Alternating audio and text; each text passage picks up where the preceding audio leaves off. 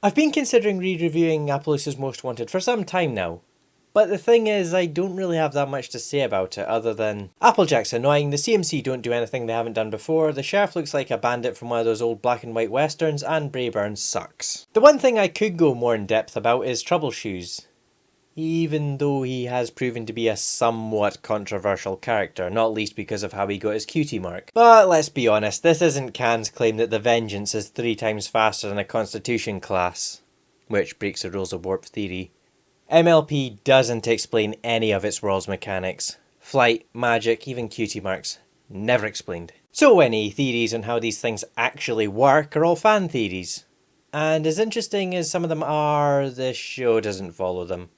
So how Troubleshoes got his cutie mark, although not very well written, is, as far as we all know, a legit way of getting a cutie mark. Now let's take a closer look at Troubleshoes himself, or more specifically, the world in which he lives.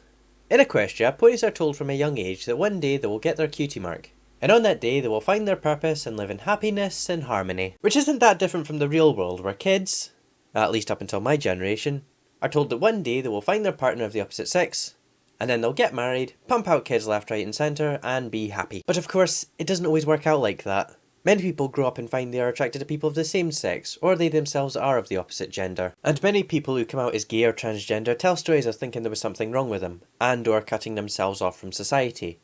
Now I'm not saying the struggle isn't real. The struggle is very real. But let's look at Troubleshoes again. He got his cutie mark and it told him that bad luck was his purpose, which didn't make him happy, it made him sad. And so he lived in a trailer out in the woods, cut off from society so he wouldn't bother anyone. He's gay! Or at least he's a metaphor for people who are struggling with their homosexuality or transgenderism.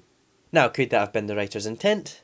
I have no idea. I mean, I could just be trying to put a positive spin on a controversial character.